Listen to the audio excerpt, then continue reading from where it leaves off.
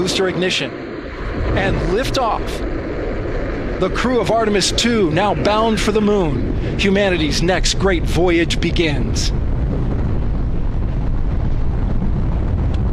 Integrity, good roll pitch. Roger, roll pitch. Houston now controlling the flight of Integrity on the Artemis II mission around the moon. Integrity, AMT high. AMT high. On time, passing 30 seconds into the flights. Integrity passes the alternate MECO target milestone. Mission Control Houston seeing good performance on the 4 main engines on the Space Launch System core stage. Integrity, 3 miles in altitude, traveling more than 1,200 miles per hour. So today, April 1st, 2026, 6:35 p.m., NASA's Space Launch System rocket lifted off the pad with 8.8 million pounds of thrust, carrying the Orion spacecraft and the Artemis II crew out to Earth orbit and beginning America's grand return to the moon. Now, about 51 minutes into the flight, during a planned handover between satellites, the Orion spacecraft underwent a communications issue, leading to a temporary partial loss of comms. The uplink from Capcom to the crew was being heard by the crew, but we cannot hear their responses for a brief period of time. There were no issues with the vehicle itself. Comms with the crew have been restored.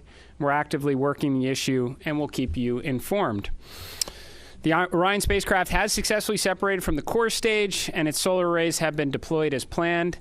Soon, the crew will execute the apogee raise burn, placing the spacecraft into a stable, high Earth orbit as we prepare for the translunar injection and the journey into cislunar space. NASA astronauts Commander Reed Wiseman, pilot Victor Glover, mission specialist Christina Koch, and Canadian Space Agency mission specialist Jeremy Hansen are safe, they're secure, and they're in great spirits. We will continue to monitor their health and the status as we move into the next phase of the Artemis II mission. So after a brief 54-year intermission, NASA is back in the business of sending astronauts to the moon. We have arrived at this point through a sustained effort and national commitment and the work of thousands across the agency, our industry partners, and our international allies. I want to personally thank the ground crews, pad controllers, the entire workforce here at Kennedy Space Center. This mission belongs as much to you as it does to the crew. The crew is now in the capable hands of Mission Control Houston, the Johnson Space Center, where teams will guide Orion through each phase of the mission with the same discipline and precision that has brought us to this moment. We've certainly been here before. We know the challenges ahead. We have a lot of checkouts to get through before TLI. And when, if all goes well, everything is go, Artemis II will be moonbound. You have our commitment to keep the public as informed as possible on this historic mission.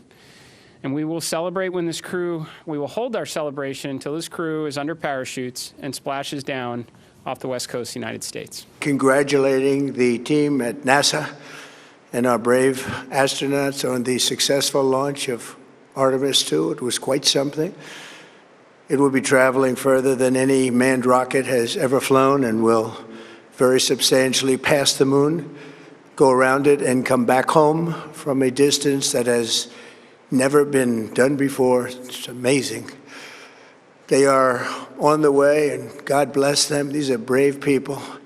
We want to God bless those 4 unbelievable astronauts.